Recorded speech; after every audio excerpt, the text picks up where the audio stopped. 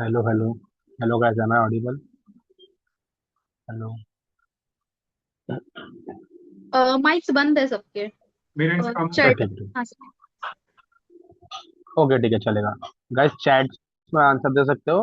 And आज का session हमारा ज़्यादा लंबा नहीं चलेगा, तो what we are going to do is session complete करके एंड देन जिसको जो भी जिस कंसेप्ट में डाउट था कल के, we will complete all that thing, ठीक है। जिसको जो भी डाउट था वो वापस से रिवाइज कराना है या जैसा भी रहेगा या क्लियर करना है, सब कर देंगे, ठीक है। आज का ज़्यादा नहीं है। कल हमने 40 पिंस में से एड्रेस बस, डेटा बस वगैरह क्लियर कर लिया था, करेक्ट। तो थोड़ा आधा पार्ट तो वहीं हमारा खत्म हो गया था। आज का छोटा सा रिमेनिंग पार्ट है, बस जाता है।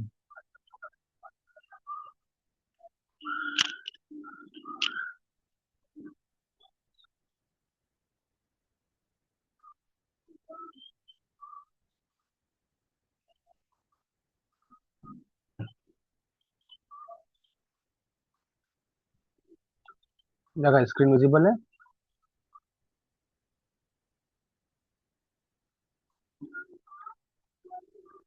ओके, ठीक है, चलो। Just second. ठीक।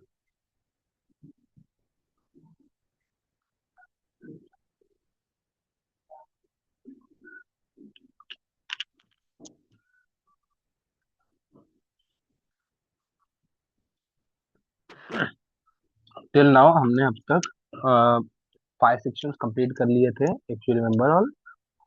कल हमने ये जो यहाँ पे हमारी बसेस हैं, ये वाली, ये खत्म कर ली थी। ये खत्म कर ली थी। S0 S1 हो गया था, ALE हो गया था, रीड बार राइट बार हो गया था, इनपुट IO स्लैश मेमोरी बार हो गया था, करेक्ट। अभी उसके आगे कंटेंट देखते हैं। हम्म,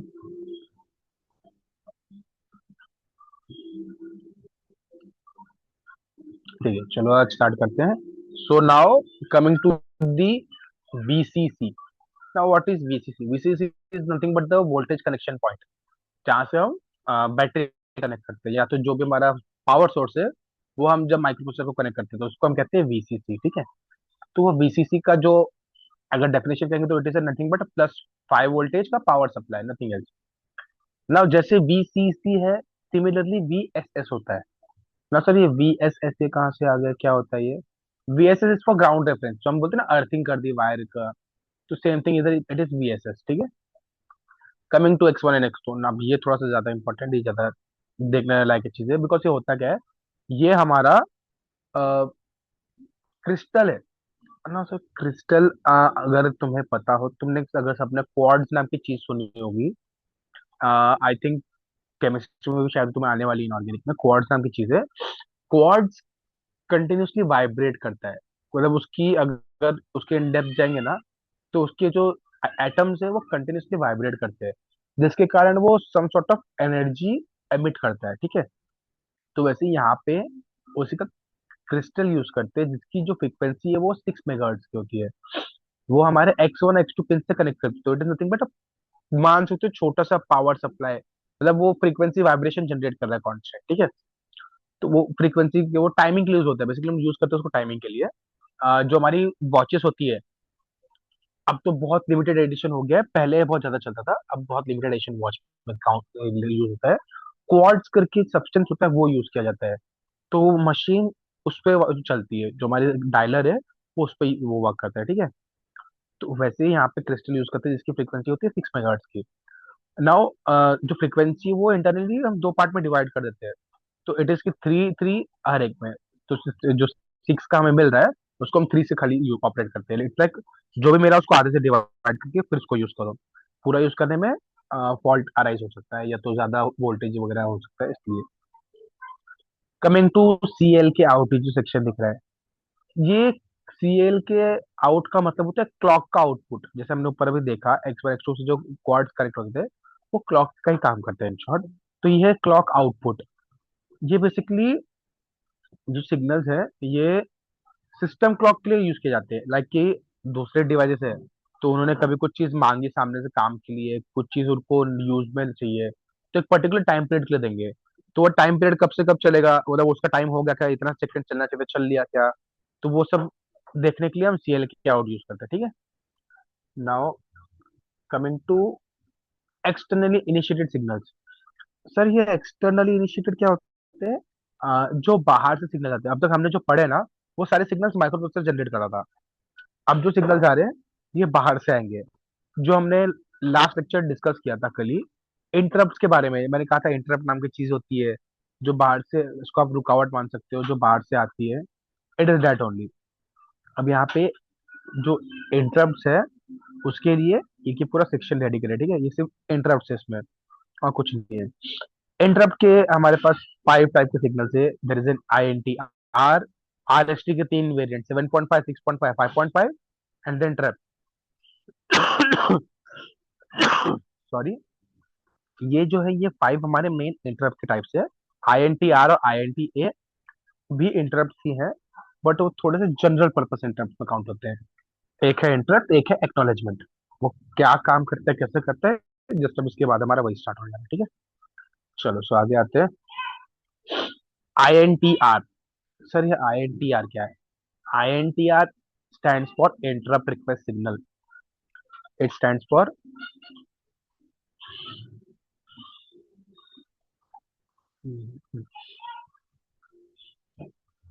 interest interrupt, sorry,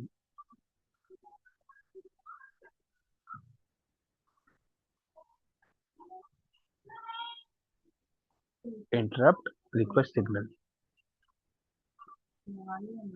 INTR का फुल फॉर्म है, ठीक है। कोई भी पूछे अगर व्हाट इज INTR, पेपर में आता है कि INTR के ऊपर लिखो। ये 40 पिंस में से फॉर शॉर्ट 4 पिंस आती हैं, एंड 4 मार्क्स देखे जाती है। और सब में खाली आपको ऐसे दो दो तीन तीन पॉइंट लिखने हैं, ऐसे 2 या 3 पॉइंट, बस उसके आगे कुछ नहीं। तो बस इतना सा काम करके खत्म करना है। मार्क्स आराम से 4 मिल रहे, तो क्या दिक्कत है पढ़ने में? That's why I used to say कि इंपॉर्टेंट एंड इजी सेक्शन, ठीक है। Now interrupt. Interrupt is INTR is basically interrupt request signal. जहाँ पे हमारा इंटरप्ट आ रहा है, उसकी रिक्वेस्ट सिग्नल भेजा रही है, ठीक है। General purpose interrupt, like specified नहीं कि यही एक पर्टिकुलर इंटरप्ट आ रहा है। कोई भी इंटरप्ट आ सकता है। लाइक जैसे हम बोलते हैं ना कि खाने में भी जनरल खाना होता है, फिर इटालियन, कॉन्टिनेंटल वगैरह वगैरह होते हैं, बराबर। चाइनीज हो गया, इटालियन हो गया। तो वैसे ही जनरल पर्पस होता है, सेम चीज है ये हमारा इंटरप्ट। जनरल पर्पस मतलब किसी भी काम के लिए यूज कर सकते हो। ऐसा कोई स्पेशलाइज थिंग नहीं है। जो चाहिए जिसके लिए यूज करना कर लो, जिस इंटरप्ट के लिए यूज करना कर सकते हो। नाउ जो हमने ऊपर जस्ट देखा था INTR की वेरिएंट, आई आई सॉरी RST की, इंटरप्ट के जो RST वेरिएंट है, 7.5, 6.5, 5.5, उन पे हम काम करने जा रहे हैं, ठीक है। उनको देखने जा रहे हैं। वेल ये जो 7.5, 6.5, 5.5 है, इन पे सिंगल पे भी हम क्वेश्चन पूछते हैं। लाइक कोई एक को बोलेंगे बोलेंगे उसको एक्सप्लेन करो। सबके लिए ऑलमोस्ट सेम काम है, खाली है ना एड्रेस लोकेशन चेंज हो जाती है, ठीक है। RST क्या है? RST stand for restart interrupt. INTR request interrupt था, ये रीस्टार्ट इंटरप्ट है। नाउ हियर व्हाट हैपेंस कि ये जो इंटरप्ट होते हैं, ये बाहर से आते हैं और एक स्पेसिफिक मेमोरी लोकेशन को सिलेक्ट करने के लिए बोलते हैं। वो जो प्रोग्राम कंट्रोल है, एक प्रॉपर एक स्पेसिफिक मेमोरी लोकेशन को ट्रांसफर करता है, दैट्स इट, और कुछ है ही नहीं इसमें। हमारे जो भी इंटरप्ट आएंगे, वो वेक्टर इंटरप्ट होते हैं, मतलब स्पेसिफाइड डायरेक्शन होता है उनके पास कि यही लोकेशन पे जाना है। और फिर हमारा जो भी प्रोग्राम का कंट्रोल है, वो सब का सब एक प्रॉपर स्पेसिफाइड लोकेशन में शिफ्ट हो जाएगा।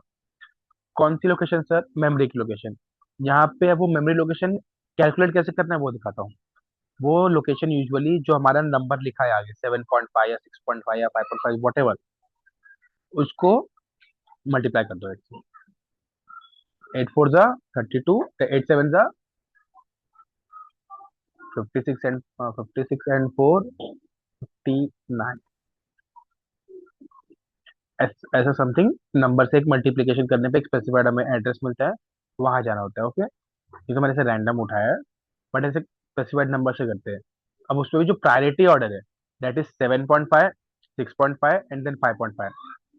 ये मतलब सबसे पहले अगर 7.5 है, अगर तीनों साथ में है, तो प्रायोरिटी मिलेगी किसको, किसको पहले हैंडल किया जाएगा। तो it is 7.5, then 6.5, then 5.5। Now comes the trap. Now ये ट्रैप क्या है? हम जो सोचते हैं ना, वो फंसाने वाला, जाल वाला, पार्शियली नेगो, मतलब एकदम ना के बराबर का। नाम वही बट काम अलग। It is a non maskable interrupt. Non maskable का मतलब क्या होता है बच्चों? नॉन मास्केबल इज कि जहां पे आप इसको रोक नहीं सकते हो। इट इज लाइक एम्बुलेंस, आप कभी भी एम्बुलेंस को रोक नहीं सकते। एम्बुलेंस इमरजेंसी में होती है, उसको कहीं भी पहुंचना होता है एजेंट में, तो उसको उसका ही रास्ता क्लियर किया जाता है, उसको आप कभी रोकते नहीं है। तो सिमिलरली ट्रैप भी होता है। Trap is non maskable. Non maskable मतलब इसको कभी भी आप रोकेंगे नहीं, इसको कोई रोकता नहीं है, इसको हाईएस्ट प्रायोरिटी दी जाती है। जो भी काम है सबसे पहले ये करेगा, ठीक है, इसको पहले काम क्लियर किया जाएगा। तो ये वो टाइप का इंटरप्ट है, लाइक वो टाइप की बाहर से रिक्वेस्ट आई है कि इस रिक्वेस्ट को आपको on the spot at the current time handle करना ही पड़ेगा। इसकी प्रायोरिटी सबसे ज्यादा है, highest priority among all the interrupt types, ठीक है। Now comes the INTA। हमने ट्रैप कर लिया, ये तीनों कर लिया, INTR इनिशियली कर दिया, बचा INTA। Now what is INTA sir? Acknowledgement, interrupt की एक्नॉलेजमेंट प्रोवाइड करने वाला, ठीक है। जो भी एक्नॉलेज आई है, जो हमारी रिक्वेस्ट रिक्वेस्ट इंटरप्ट आई थी, वो उस रिक्वेस्ट इंटरप्ट को हम एक्नॉलेज कर रहे हैं, मतलब उसको हम करेंगे नहीं करेंगे जो भी है उसको बताने के लिए हम INTA सिग्नल यूज करते हैं, ठीक है। अ, जो इन एडिशन जो इंटरप्ट्स है उसमें रीसेट, होल्ड, रेडी भी एक ऐसे इंटरप्ट है जो बाहर से इनिशिएटेड सिग्नल्स को एज अ इनपुट लेते हैं। लाइक हमारे जो इंटरप्ट है वो तो ले ही रहे हैं, बट रीसेट, होल्ड, रेडी ये भी बाहर से इनपुट लेते हैं, बाहर से कमांड लेते हैं एंड देन काम करते हैं। उसी में आगे जो हमारा रेडी आता है उस पर हम काम करते हैं। रेडी है क्या? रेडी इज बेसिकली काम, हम काम करने को रेडी है, वो होता है। अभी इसका मतलब क्या है, काम करने को रेडी है कि नहीं रेडी है? लाइक अगर रेडी, अगर माइक्रो प्रोसेसर अगर फ्री है तो वो काम करने के लिए रेडी है मतलब। बट अगर एट द करेंट सिचुएशन वो ऑलरेडी कोई काम कर रहा है किसी चीज पे, कोई कैलकुलेशन हो गया, कुछ हो गया, तो वो टाइम पे वो नहीं कर सकता, वो टाइम पे उसका पॉसिबल नहीं है, तो उसके लिए यहाँ पे वो रेडी स्टेट का यूज है। अगर मेरी रेडी पिन लो है, मतलब रेडी पिन का वैल्यू जीरो है, इसका मतलब क्या है, मेरा माइक्रो प्रोसेसर वेट स्टेट में है, वेट स्टेट में जाएगा, ठीक है। मैं मतलब अभी काम नहीं कर सकता, दूसरा काम में कहीं तो अटका पड़ा है, या तो मैं डेटा अभी रेडी नहीं हुआ, डेटा जैसे रेडी होगा तब मैं काम करूंगा, ठीक है। अभी इस सिग्नल को प्राइमरी हम ये यूज करते हैं पेरिफेरल्स के साथ सिंक्रोनाइज करने के लिए। अगर एक बात बताओ, हमारे पास ऐसे डैम है, ठीक है, सबने डैम देखा है। अब यहाँ से जब पानी छोड़ा जाता है, यहाँ से जब पानी वॉल से छोड़ा जाता है, तो पानी कब छोड़ा जाता है? अगर जो बाहर जो वाटर सोर्स है, वाटर रिजर्वायर है, वो ऑलरेडी भरा हुआ है ऊपर तक, मतलब up to its full length भरा है, फुल लिमिट तक भरा है, तो वो टाइम पर डैम छोड़ेंगे तो क्या होगा? ओनली डिस्ट्रक्शन, नथिंग एल्स, बराबर। तो वो टाइम पे छोड़ना बराबर नहीं है, तो वहां पे हमारा जो रेडी स्टेट है वो क्या होगा? जीरो होगा। तो उसके कारण हमें डैम को होल्ड करके रखना पड़ेगा। बट जैसे ही ये पानी का लेवल जो रिजर्वायर में वाटर है उसका लेवल कम हो जाएगा, इधर आता है, तो इट्स लाइक हाँ चलो वो जगह है, वो रेडी है पानी लेने के लिए, तो हम डैम के डोर्स को ओपन करके पानी भेज सकते हैं, बराबर। सिमिलरली यहाँ पे भी है कि प्राइम जो सिग्नल, रेडी सिग्नल है, वो जब क्या करता है, जो हमारे आसपास के पेरिफेरल डिवाइस है, जैसे कीबोर्ड हो गया, अभी देखो डेटा भेजना है मुझे, ठीक है। बेसिकली रेडी सिग्नल में क्या होगा, डेटा भेजना है, अगर वो रेडी है तो माइक्रो प्रोसेसर को भेजेंगे, वरना नहीं भेजेंगे काम करने के लिए। तो सिमिलरली अगर मैं डेटा एंटर कर रहा हूँ, बट मेरी डेटा एंटरिंग की स्पीड बहुत ज्यादा है और वो जो प्रोसेस कर सकता है बहुत कम है, तो उस पर लोड बहुत ज्यादा आएगा, तो क्या करेगा, मेरे से डेटा लेगा, बट माइक्रो प्रोसेसर को लिमिटेड साइज, छोटा छोटा करके भेजेगा, जितना रिक्वायर्ड उतना, एक साथ पूरा नहीं भेजेगा ना, बर्डन क्रिएट होता है। तो उसी को कहते हैं सिंक्रोनाइज स्लोअर पेरिफेरल, जो धीरे धीरे काम करते हैं उनको भी अपने साथ लेके चलना। Now comes our HOLD and HLDA pin. अब ये क्या है? वेल, HOLD पिन जो है वो बाहर के सिग्नल से एक्टिवेट की जाती है, इंटरनली सिग्नल को प्रोवाइड नहीं करता, ठीक है। अभी द माइक्रो प्रोसेसर रिलिंक्विशेस यानी releases control of the bus and allows the external peripheral to use. अब ये मतलब क्या है, ये सर होल्ड नाम मतलब हमने सुना है कि होल्ड करके रखता है, बट यहाँ पे एक्चुअली वो अपना जो कंट्रोल है वो रिलीज कर दे रहा है। देखो होता क्या है, माइक्रो प्रोसेसर है ना, जब काम कर रहा है तो उसके अंडर हम जब कल पड़ी थी बस वगैरह, एड्रेस बस, डेटा बस, तो वो ऑफिस जो और भी ऑपरेशन है, और भी चीजें हैं, तो उन सारे का कंट्रोल किसके हाथ में होता है? माइक्रो प्रोसेसर के हाथ में। बट जैसे ही एक एक्सटर्नल सिग्नल आता है जो HOLD पिन को एक्टिवेट कर देता है, इसका मतलब क्या है, अब तक मेरा जितना भी कंट्रोल था, मेरे मतलब माइक्रो प्रोसेसर का जितना भी कंट्रोल था उसके बसेस पे, वो अपना कंट्रोल छोड़ के जो बाहर के डिवाइसेस है उनको यूज करने के लिए देता है। इट्स लाइक अपना कंट्रोल त्याग करना और सामने वाले को बोलना आप यूज कर लीजिए सर, दैट्स इट। तो ये वो करता है, एचओएलडी वो दिखाता है कि एचओएलडी अगर हाई है, इसका मतलब कि बाहर वाले जो डिवाइसेस है वो यूज करेंगे। अगर एचओएलडी लो है, इसका मतलब माइक्रो प्रोसेसर यूज करेगा। ठीक है। अ, इसको हम डायरेक्ट मेमोरी एक्सेस में भी यूज करते हैं, डेटा ट्रांसफरेशन के टाइम जब हम डेटा ट्रांसफर कर रहे हैं, तो डायरेक्ट मेमोरी को एक्सेस करने के लिए हम कभी कभी इसको यूज करते हैं। ठीक है। नाउ कम्स आर HLDA, जैसे हमने होल्ड किया ना, सिमिलरली होती है एक्नॉलेजमेंट। अब यहाँ पे होता है क्या, माइक्रो प्रोसेसर जो है वो जो होल्ड रिक्वेस्ट है उसको HLDA से एक्नॉलेज करता है। लाइक आप सामने से उन्होंने रिक्वेस्ट की है ना कि माइक्रो प्रोसेसर भाई आप आओ, आप अपने सारे कंट्रोल छोड़ दो, अब हमें यूज करना है जो बाहर के पेरिफेरल डिवाइस है।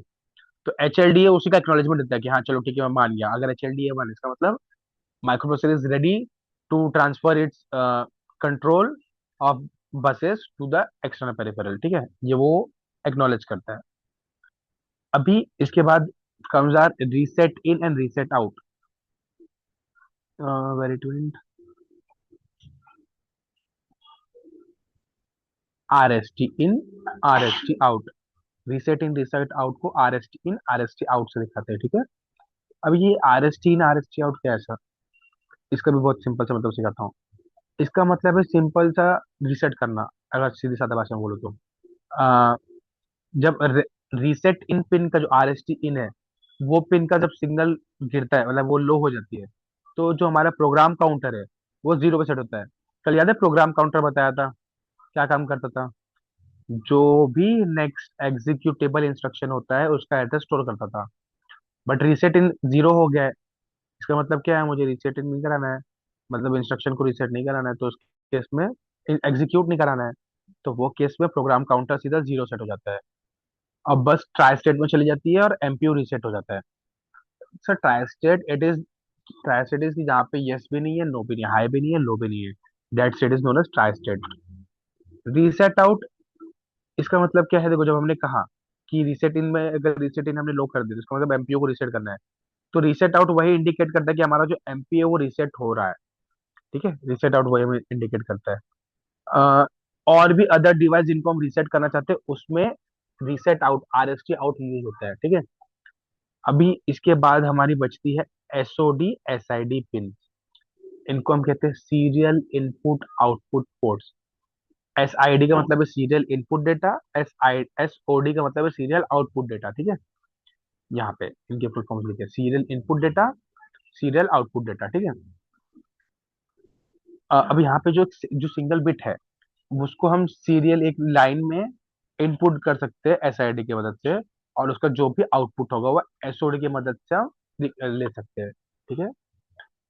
तो ये जो 40 पिंस मैंने अभी पढ़ा है, please it's a humble request from my side, उसको अच्छे से करना। इट्स वेरी इजी, तुम्हें एक बार वापस रिवाइज करना है खाली, तुम्हें सब क्लियर हो जाएगा। ठीक है। Now coming to the functional block diagram, जो हमने कल देखा था उसी का थोड़ा सा और एडवांस कि 8085 का जो फंक्शनिंग है वो सब में क्या कैसे है। हमने रजिस्टर्स कल देखे थे, रजिस्टर मैंने कहा था कि और भी वेराइटीज है वो दिखाऊंगा। Here it comes, as you can see, sorry यहाँ पे ये प्रिंटिंग एरर है, एक सेकेंड ना।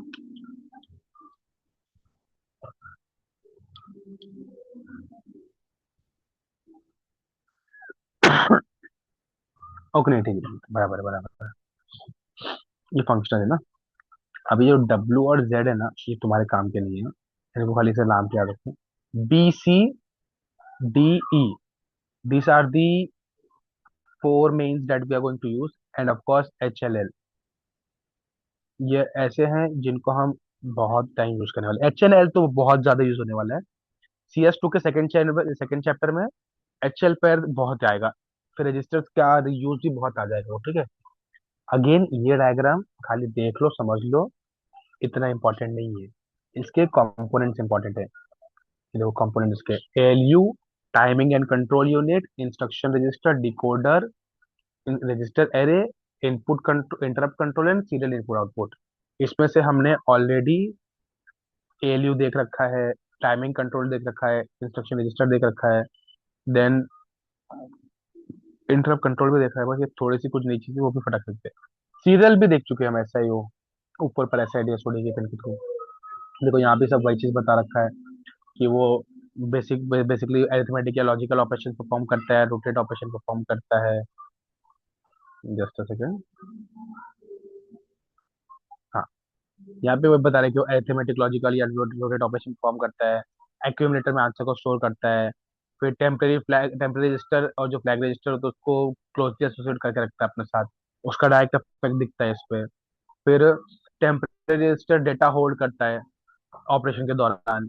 जो फ्लैग्स है वो फ्लिप फ्लॉप होते हैं जिनको हम सेट सेट कर सकते हैं, जो हमारे डेटा के बारे में बताता हमें बराबर। अभी इसमें फिर वो जो भी अधिकतर जितने भी ऑपरेशंस होते हैं सब में हमारा जो फाइनल आंसर है वो एक्यूमुलेटर में सबसे पहले स्टोर होता है, ठीक है। अभी जो इसी के लिए जो हमारे फ्लैग्स है वो हमारे डेटा की कंडीशन रिफ्लेक्ट करते हैं। जो भी ऑपरेशन होता है उसके बाद जो भी कंडीशन बचती है वो कौन रिफ्लेक्ट करता है? फ्लैग्स, ठीक है। अब वो फ्लैग्स क्या है, कैसे, हम उस पर अभी आ रहे हैं, ठीक है। As you can see, total we are having five types of flag, but the space given here is of eight. One, two, three, four, five, six, seven, eight. Okay, आठ का साइज है बट फ्लैग पांच है। तो sir क्या सिखा रहे हो? समझाऊंगा, धीरे धीरे समझेगा। एक चीज मान के चलो, जो ये एम्प्टी बॉक्सेस है ना, ये वाले, these are just for what you can say general space, like वो काम के नहीं है, इग्नोरिंग बिट्स है। उनको आप इग्नोर कर सकते हो आराम से, उनका मतलब नहीं है। But this five bits, sign, zero, auxiliary carry, parity and carry, these are one of the most important bits. इनको भूलना मतलब बैंड बजवाना अपना, ठीक है। बिकॉज अगर आप इनको भूल जाएंगे तो आप अपने डेटा के बारे में कुछ नहीं बता पाएंगे, ठीक है। So now coming to this flags, the first one and the most important, मतलब मोस्ट इंपॉर्टेंट यहाँ पे इंपॉर्टेंट सभी है, but the first one is sign flag. Sign flag क्या करता है बच्चों? देखो, हमारा डेटा जो है, क्या वो डेटा पॉजिटिव है या वो क्या वो डेटा नेगेटिव है, वो बताता है। अभी जैसे हमने, अगर तुम्हें याद हो तो मैंने ऐसा डेटा के लिए बिट्स बनवाया था, कल ही के लेक्चर में हमने बिट्स बनाए थे ऐसे। हियर इज D0, 1 2 3 4 5 6 7, बराबर। D0 से D7, इनफैक्ट सबके आगे डी भी लिख देना। तो what are this? This are memory locations, correct. D4, D5, D6 and D7, this are memory location. मतलब जो हमारा 8 बिट का जो नंबर लेने वाले हैं, उसमें वो जो नंबरिंग होती है वो है। अब यहाँ पे जो D7 है, D7 में होता है साइन फ्लैग। साइन फ्लैग क्या करता है? अगर ये चीज का वैल्यू वन है, इसका वैल्यू वन है साइन फ्लैग का, इसका मतलब क्या है? आंसर पॉजिटिव है।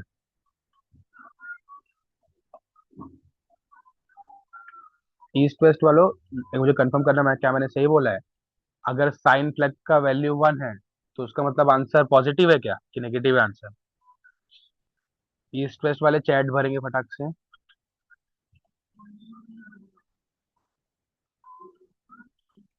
ईस्ट एंड वेस्ट का, ईस्ट एंड वेस्ट हो भी कि नहीं हो भाई? अमन जहाँ तो दिख रहा है मुझे, नाम के लिए क्या लेक्चर में अमन?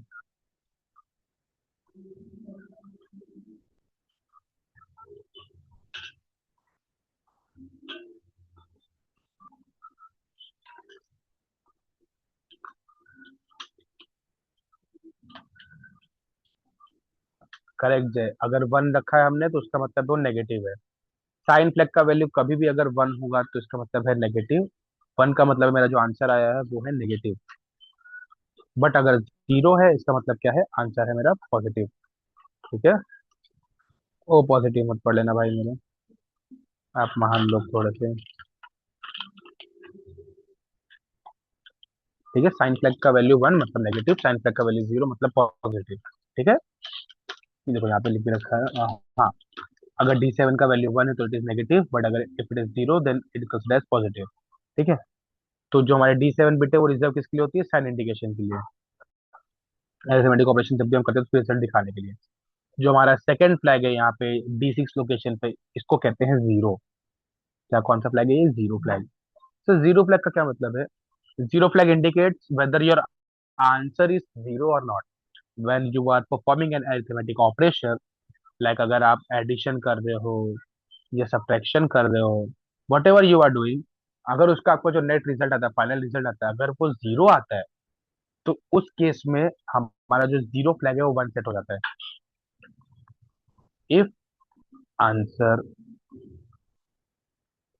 Is zero, then flag is set to one. इसका मतलब क्या है?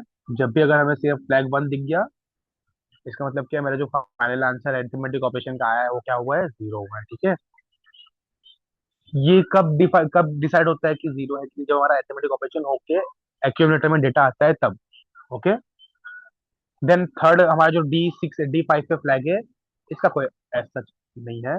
बट डी4 पे जो है ऑक्सिलरी कैरी, ये इंपॉर्टेंट है. सर भैया ऑक्सिलरी क्या कहते हैं?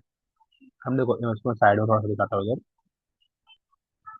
यहाँ पे D7, D6, D5, D4.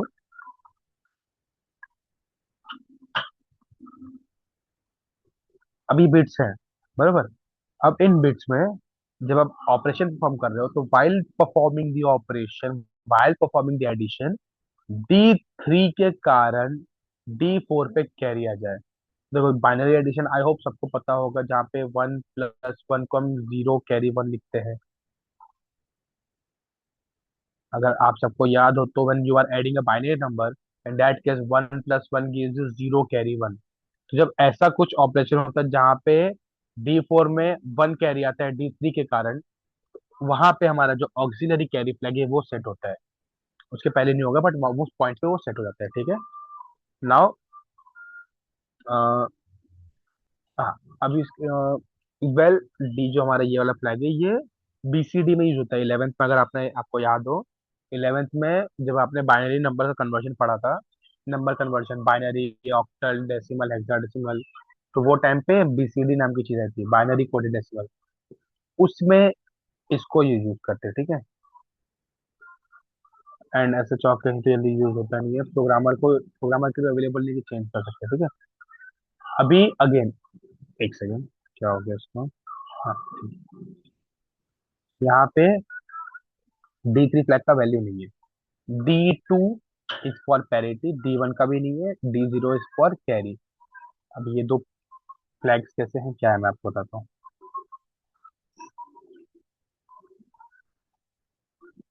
Sorry.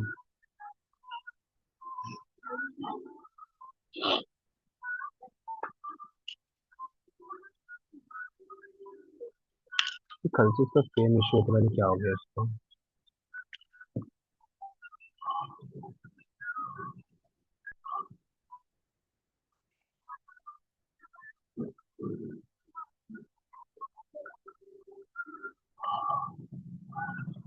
Just a second guys, मैं वापस लोड कर लेता हूँ.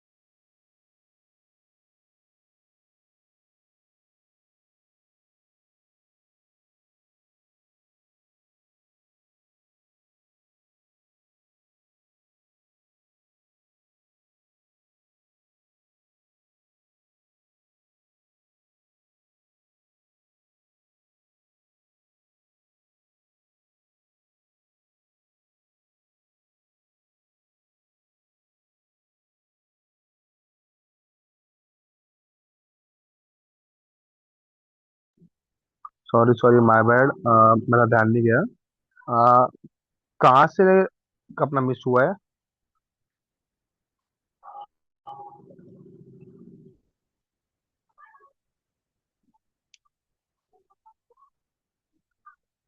अ, मैं वापस से रिपीट कर देता हूँ, sorry my bad. Just second ना।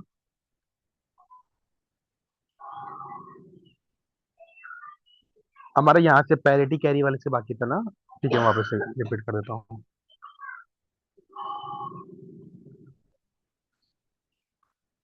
ठीक है, सुनो। What does parity stands for? Parity. हाँ ठीक है, अभी आवाज आ रही है ना? एक बार कंफर्म कर दो।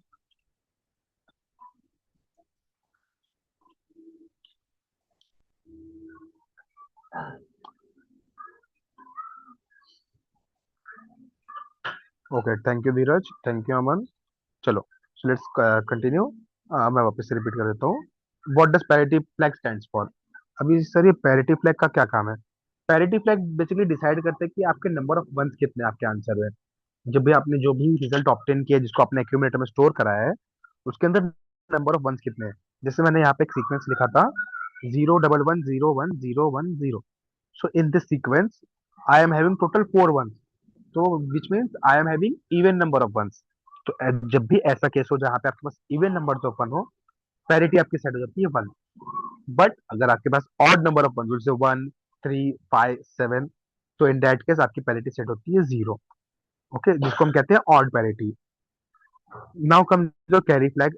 जब भी आप एडिशन करते हैं कोई भी नंबर पे, 8 बिट नंबर्स पे, तो ये जो लास्ट की बिट होती है ना, ये वाली D7, इसके एडिशन के कारण कोई कैरी जनरेट होता है D8 पे, तो उसको कहते हैं कैरी फ्लैग। यहाँ पे जो हमारे नंबर्स है 1 एंड 1, इनको जब आप ऐड करेंगे तो 0 कैरी 1 देते हैं। एंड अगर ये D7 पोजीशन पे है, लास्ट वाली पे, तो इसके कारण अगर यहाँ पे कैरी जनरेट हो गया बाहर, तो वो केस में कैरी फ्लैग 1 होते हैं, वरना यूजुअली कैरी फ्लैग 0 होते हैं। ओके। अभी हमने कल रजिस्टर्स के बारे में बात की थी। मैंने कहा था हमारे पास मल्टीपल टाइप्स ऑफ रजिस्टर है। A stands for accumulator, then B C D E H L general purpose registers थे। वो अभी आ गया, ठीक है। वो देख लेते हैं। देखो, यहाँ पे हमारे पास टोटल एक्चुअली 8 रजिस्टर्स होते हैं, बट 8 में से W और Z हमारे टेम्पररी रजिस्टर्स, जिनको हम यूज नहीं कर सकते। तो हमारे पास एड्रेसेबल तो 8 है, बट जो यूज कर सकते हैं that are B C D E H and L। Okay, total 6 registers are there which can be used by us. So now among these among these 6 registers, uh, you can either use them as a single register or club them and make a single 16-bit register. Either 6 8 bits register or 3 16-bit register pairs. Please note my words. Either, in fact, PPT में भी है. I will highlight that point. Yeah, here it is. You can use 6 8-bit registers और 3 16-bit registers। 16 bit कैसे? ये BC को combine कर दिया, DE को कंबाइन कर दिया, HL को कंबाइन कर दिया। इसमें हमारे पास आते हैं 16 बिट के 3 register. Else single single use करेंगे तो we are having 6 8 bit registers. Okay. अभी जो हमारा W और Z है, ये हमारे टेम्पररी रजिस्टर्स होते हैं। ये खाली टेम्पररी बेसिस पे 8 बिट का जो डेटा होता है उसको होल्ड करने के लिए काम आता है। जब एग्जीक्यूशन वगैरह हो रहा था तो वो केस में उसको इंटरनली स्टोर करके रखने के लिए काम आता है। तो हमारे लिए तो नहीं, बट वो अंदर ही अंदर ALU के लिए थोड़ा सा रिजर्व रहता है, ठीक है। अभी इन इन जो हमारे रजिस्टर्स है, इनके एडिशन में we have 2 permanent 16 bit registers, stack pointer, program counter. हमने कल ही डिस्कस किया था। Program counter is the register which stores the address of next executable instruction, correct? And stack pointer which points to the head of the stack। ठीक है। See, here it is. Program counter 16-bit address of 16-bit contains the 16-bit address of the next instruction to be executed. Always points to the memory location of the next instruction to be executed. Correct? जैसे हमने कल पढ़ा। Stack pointer again 16 bit का register है। जो हमारा stack का top होता है उसका एड्रेस कैरी करता है, उसका एड्रेस उसके अंदर पड़ा होता है। एंड देन जो भी हमारा एड्रेस का लास्ट बाइट होता है, खाली हम उसी को स्टैक के अंदर डालते हैं पूरा नहीं, ठीक है, जो भी लास्ट बाइट उसको डाल देते हैं। एंड एज जैसे टाइम टाइम के समय में चाहिए होता है कोई नया जो सबसे पहले स्टोर किया वो चाहिए, तो हम उसको स्टैक को जो स्टैक पॉइंटर एक एक करके घटाते जाते हैं, लाइक ऊपर से नीचे। अब जैसे ये मेरा स्टैक रखा है, ठीक है, तो इसमें ऐसे मल्टीपल डेटा पड़ा है, तो टाइम टाइम के साथ पहले तो यहाँ पॉइंट करेगा, बट धीरे धीरे इसको हम नीचे लेके आएंगे ताकि हम दूसरे वालों को यूज कर सके। तो इसको बोलते हैं डिक्रीमेंट करना, ठीक है। और अगर यहाँ पे या अभी इंस्ट्रक्शन रजिस्टर एंड डिकोडर, जैसे हमने ऊपर देखा था, एक डिकोडर था एक इंस्ट्रक्शन रजिस्टर था। सर वो क्या होते हैं? अ, जब भी आप एक इंस्ट्रक्शन फेच कर रहे हो, वेन एवर आप जिसे ऑपरेशन करना चाहते हो उसके लिए कुछ इंस्ट्रक्शन लिखे होंगे। अगर जब भी आपको किसी उस इंस्ट्रक्शन को फेच करना है, जो बेसिकली फर्स्ट बाइट होती है जिसको हम ऑपकोड बोलते हैं, वो हमारे इंस्ट्रक्शन रजिस्टर में आ जाती है। जो भी हमारे को ऑपरेशन परफॉर्म कराना है, जो भी इंस्ट्रक्शन लगेगा, उसको हम फेच करते हैं। जब वो फेच करते हैं तो उसको जो फर्स्ट 8 बिट्स होते हैं, फर्स्ट बाइट होता है, जो फर्स्ट 8 बिट्स होते हैं इंस्ट्रक्शन के, जिसको हम ऑप कोड कहते हैं, ओपी कोड कहते हैं, वो इंस्ट्रक्शन रजिस्टर में आ जाते हैं। और फिर जो इंस्ट्रक्शन रजिस्टर के अंदर जो भी कंटेंट प्रेजेंट है, वो इंस्ट्रक्शन डिकोडर को अवेलेबल हो जाता है। इट्स लाइक इंस्ट्रक्शन रजिस्टर अपने अंदर कब भरेगा, देन डिकोडर उसको यूज करके डिकोड करेगा। तो फिर वो जो भी इसके पास अवेलेबल है वो उसके पास अवेलेबल होना ही चाहिए, तभी वो आगे काम कर पाएगा, ठीक है। अब जो डिकोडर ने जो भी आउटपुट किया है, जो भी आउटपुट दे दिया है, उसको हम टाइम सिग्नल से गेट कर देते हैं, लाइक गेट्स लगा देते हैं उस पर, ताकि हमारा आउटपुट थोड़ा रिफाइन होके आए और अच्छे से। फिर जो कंट्रोल होते हैं, रजिस्टर्स होते हैं, एएलयू होती है, डेटा बस वगैरह होते हैं, सब पे सब उस पर लगा देते हैं, ताकि वो कहाँ स्टोर होगा, कैसे स्टोर होगा, किस टाइम पे स्टोर होगा, कौन से सिग्नल को कंट्रोल करेगा, वो सब पूरा डिसाइड हो जाए, ठीक है। अभी जो इंटरनल क्लॉक जनरेटर जो मैंने ऊपर बताया था, क्वाड से क्लॉक बन रही थी, वो मशीन साइकिल के स्टेट्स प्रोड्यूस करने में काम आती है, ठीक है। टाइमिंग सिग्नल्स हो गया वगैरह वगैरह। इंटरप्ट हमने जैसे देखे थे, तो इंटरप्ट की भी ये पर्टिकुलर फिक्स प्रायोरिटी है, ट्रैप हाईएस्ट, आईएनटीआर लोएस्ट, बराबर। अभी जो मैंने कहा था कि फिक्स्ड एक एड्रेस चाहिए होता है उनको, करेक्ट। तो फिक्स्ड एड्रेस ये है 24H, 3CH, 34H, 2CH। Now you will say कि सर ये कहाँ से आ रहे हैं, हमको तो पता नहीं, हम तो पढ़ ही रहे पहली पहली बार। सो ये जो 243C, 342C वगैरह है, these are nothing but your hexadecimal numbers. जब आप नंबर को कन्वर्ट करके हेक्साडेसिमल में करते हैं तो ये आता है। तो जब भी आपका कोई इंटरप्ट आता है, तो उसके जो कंट्रोल्स है वो इन लोकेशन पे स्टोर हो जाते हैं। फिर इस लोकेशन से आके बाहर के डिवाइसेस कंट्रोल यूज करते हैं उनका, ठीक है, बसेस वगैरह जो भी हो गई वो सब। ट्रैप, सॉरी, ट्रैप तो हो गया, इंटरप्ट, माय बैड, इंटरप्ट। अभी इंटरप्ट में ट्रैप की प्रायोरिटी सबसे हाईएस्ट है, ठीक है, जिसके कारण जो मेमोरी ट्रांसफर हो किस पे ट्रांसशिफ्ट हो जाएगा, 0024H लोकेशन पे। अब यहाँ पे ट्रैप एक ऐसा इंटरप्ट है जो नॉन मास्केबल है, जिसको आप कभी भी अटका नहीं सकते हो, तो इसलिए इसको कभी भी आप डिसेबल नहीं कर सकते। और क्योंकि डिसेबल नहीं कर सकते, इसलिए इसको नॉन मास्केबल कहा जाता है। फिर जो RST 6.5, 5.5 और 7.5 था, उनको कहते हैं रीस्टार्ट।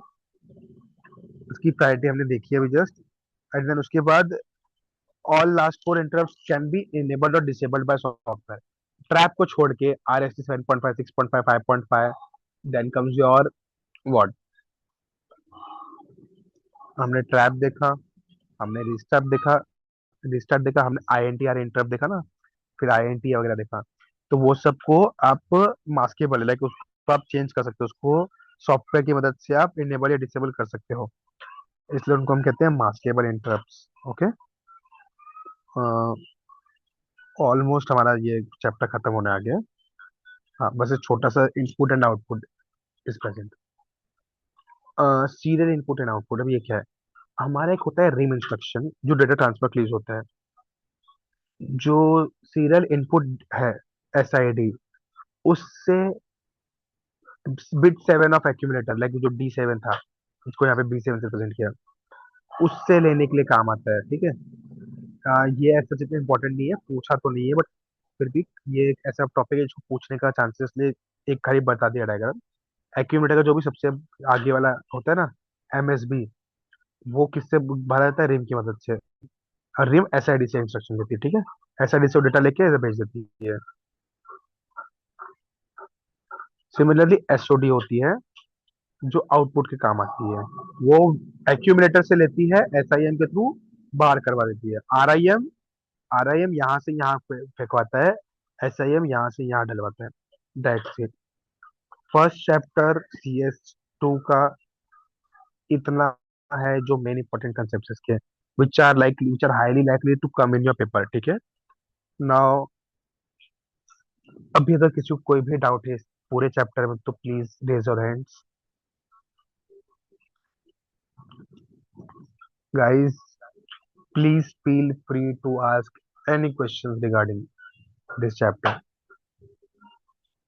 जितना भी पढ़ा है, किसी को कोई भी डाउट है, ईस्ट वाले हो गए, वेस्ट वाले हो गए, मीरा रोड वाले स्पेशली, बिकॉज ईस्ट वेस्ट वाले ने तो एक बार पढ़ रखा है chapter, but you are doing it for the first time with me.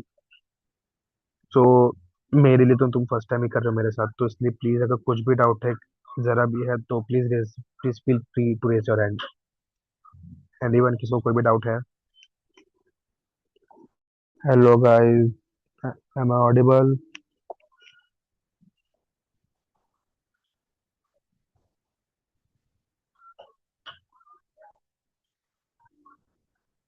Yes Parth, बोलो। सर एक बार वो वंस कॉम्प्लीमेंट और टूस कॉम्प्लीमेंट करवाओ ना। हाँ ठीक है, करा देता हूँ। अच्छा वो याद दिलाया, थैंक यू, करवा देता हूँ।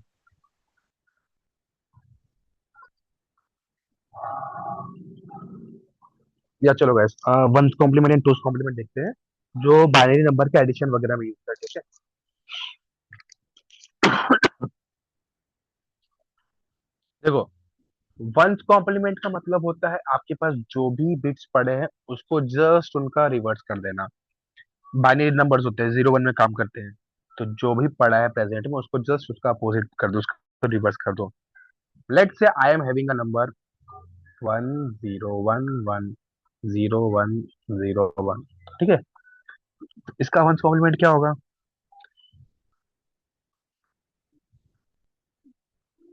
एक सेकंड।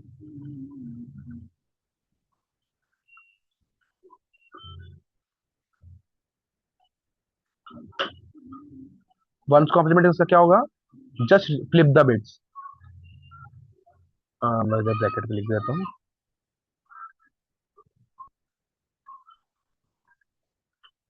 गाइस, ये इसका स्क्रीनशॉट ले लेना, बिकॉज क्या इशू क्या हो रहा है ना, मैं फाइल को बता रही एक्सपोर्ट नहीं कर पा रहा हूँ। बिकॉज वो क्या हो गया है, वो पता नहीं क्यों व्हाइट बोर्ड का इशू हो गया माइक्रोसॉफ्ट के साइड से। तो वो है ना, लोड लेने में बहुत ज्यादा टाइम ले रहा है, लोड ही नहीं कर पा रहा है।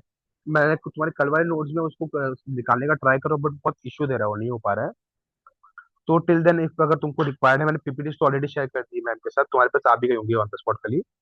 बट अगर ये जो लिखा हुआ पार्ट तुम अगर वापस रेफरेंसिंग के लिए चाहिए तो प्लीज एक बार स्क्रीनशॉट ले लो आज वाला।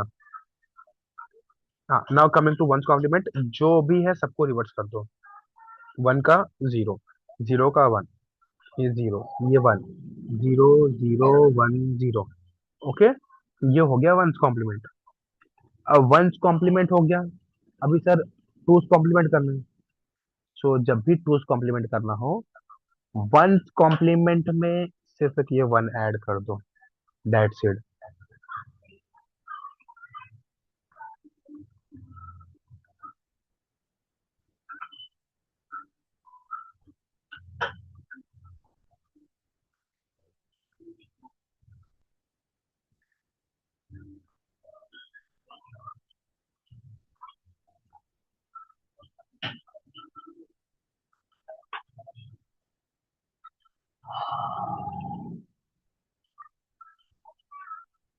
ठीक है, हाँ, यहाँ पे 1 ऐड कर लो बस। 1 + 0 1, एंड देन अब सब as it is. 1 0 1 0 0 1 0, that's all. अब ये जो तुम्हारा आंसर आया है, this is nothing but your two's complement. अच्छा, ये टूस कॉम्प्लीमेंट का कंसेप्ट यूज क्यों करते थे? It was use for subtraction. It was use for subtraction. अगर आपको ऐसे नंबर दिए हैं दो, लेट्स से 72 - 64, तो माइक्रोप्रोसेसर को सब्ट्रैक्शन नहीं आता, तो what it use to do is वो 64 लेता था, 64 का टूज कॉम्प्लीमेंट करता था जिससे उसको नेगेटिव नंबर मिलता था, एंड देन 72 और 72 का बाइनरी, 62 का जो टूज 64 का जो टूज कॉम्प्लीमेंट आया उसको 72 से ऐड करके उससे जो फाइनल रिजल्ट आता था उसको बोलता था कि ये मेरा फाइनल रिजल्ट है सब्ट्रैक्शन का। ठीक है। आई होप मैंने ये वंस कॉम्प्लीमेंट टूज कॉम्प्लीमेंट का डाउट क्लियर कर दिया हो। अगर स्टिल नहीं समझा या किसी को कोई भी डाउट है तो please feel free to raise your hand.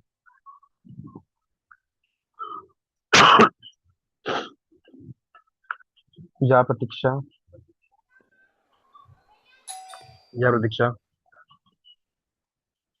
Doubt है?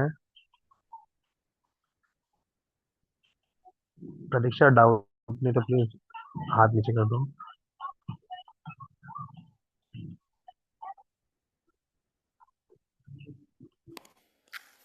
यस प्रतीक्षा।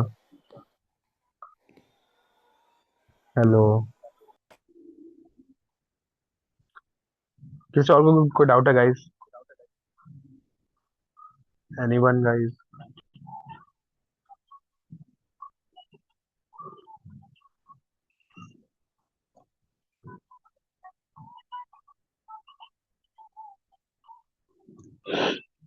अच्छा ठीक है, मेरे को एक फीडबैक चाहिए था ताकि मैं अपने नेक्स्ट चैप्टर्स में उसको इन्वॉल्व कर लूँ। मेरी स्पीड प्रॉपर है या it's like too fast for you guys? कोई भी एक जन हाथ रेस करके बोल सकता है या तो चैट में कमेंट कर सकते हो। चैट्स में करो, चैट्स में कमेंट करो।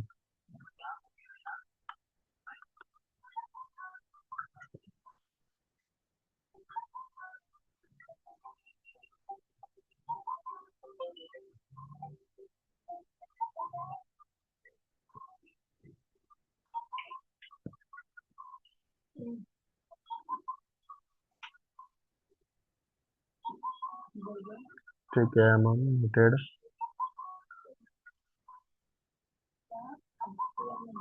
Okay, thank you Yash for your input. कोई और? गाइस प्लीज तुम्हारे अकॉर्डिंग ही मैं तुम जैसे करो वैसे। यस साहिज, साहिज सिंह। हेलो। सहेज एंड दिस किया है। सहेज हेलो।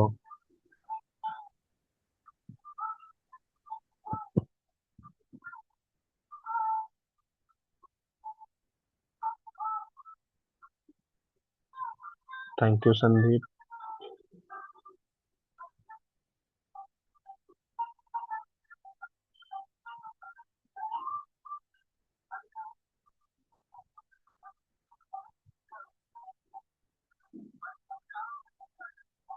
जय, अगर ऐसा कोई डाउट इन सच रहता है ना तो नोट चैट में लिख दिया कर, सो मैं देख के एडजस्ट कर दूंगा as soon as I will see. Because कैसा है, माइक अलाउड कर देते हैं देन बाद में वही होता है कि वो कोई आगे फुकड़ की लेक्चर डिस्टर्ब करते हैं, न्यूसेंस क्रिएट करते हैं। तो इसलिए हमने वो डिसेबल किया। लास्ट टाइम वो था इनेबल, सबके लिए था, बट इस बार हमने कल ही देख लिया फर्स्ट लेक्चर में तो इसलिए हमने उसको डिसेबल कर दिया। तुमको ऐसा कोई रहता है कि नहीं मतलब इन जनरली तुमको मैसेज लिख के नहीं करना है तो नोट कर लिया करो खुद के पास, एंड देन जैसे मैं लेक्चर के बाद पूछ रहा हूँ वो टाइम पे you can ask it out.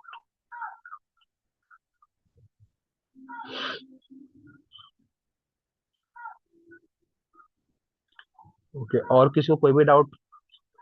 I am hoping कि सबको मेरी स्पीड प्रॉपर लग रही है, so with this speed only we will continue our chapter. So as of now किसी को कोई डाउट नहीं है। Our first chapter, Sahej doubt है क्या?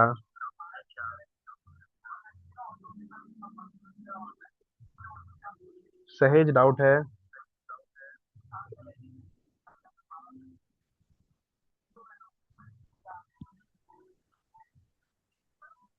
या सहेज?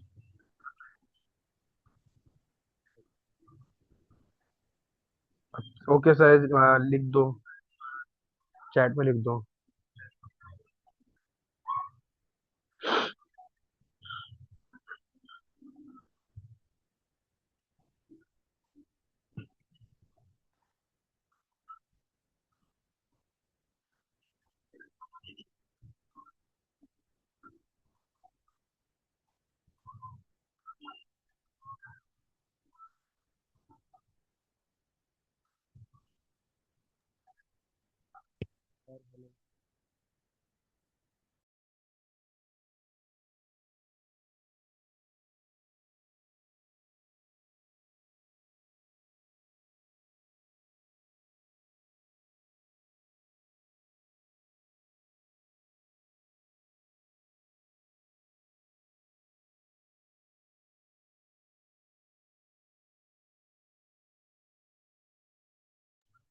Yes sir, buffers and latches.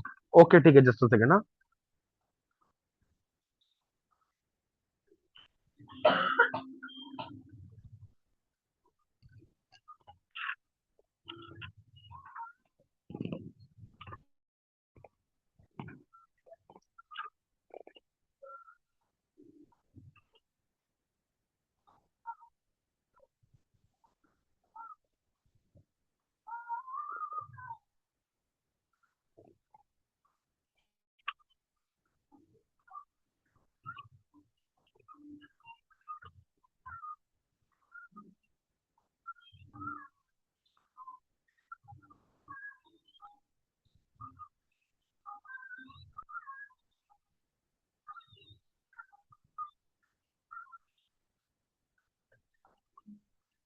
He said, uh, what is latch? Latch is basically, you can say, a small and simple memory element.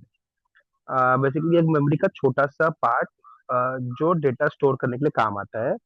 And it is very small, कि वो बहुत छोटा है, बहुत जस्ट पीछे का जो डेटा होता है ना वो रखता है। और टेम्पररी सेल की तरह काम करते हैं, कहते हैं कैश होता है ना, जैसे कैश की तरह काम करता है latch. Where as buffer,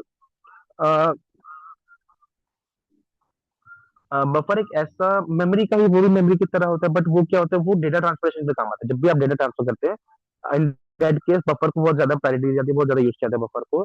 signal drivers हो गए जो डेटा पास करते हैं वगैरह, तो उनको अ, जिनके पास मतलब उनको डेटा पास करने के बाद उनका स्टोरेज नहीं है, ऐसा हाल है, तो वो केसेस में हम बफर्स वगैरह यूज करते हैं।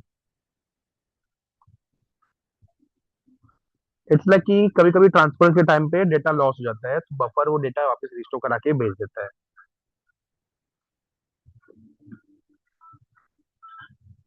Just a second guys.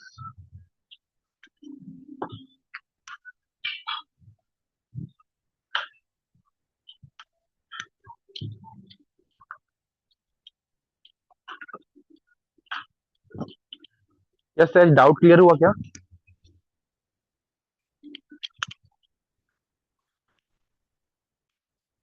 Hello.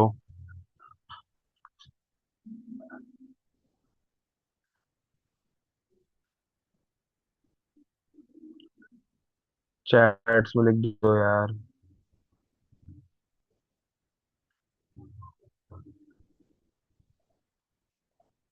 और किसी को कोई भी डाउट है टिल देन गाइस?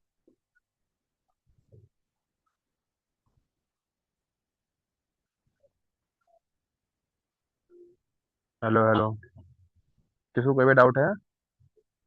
नहीं है तो then I am closing the session, because आज का कंटेंट हो गया है। Now what your task is कि मैंने आज ऑलमोस्ट 45 मिनट जल्दी छोड़ा है, so utilise this time and revise the whole chapter again. Go through my slides, किसी भी पॉइंट पर कहीं पे डाउट आता है तो उसको मार्क करके रखो। We will meet tomorrow again at the same time. I think tomorrow it's 7 to 9। या सो 7 to 9 वापस हम कल मिलते हैं। किसी को कोई भी डाउट रहेगा, so we'll clear it. And for tomorrow, prepare, just go once through OS, TPS OS के एक बार खाली पढ़ लेना। Then from tomorrow onwards we'll start OS.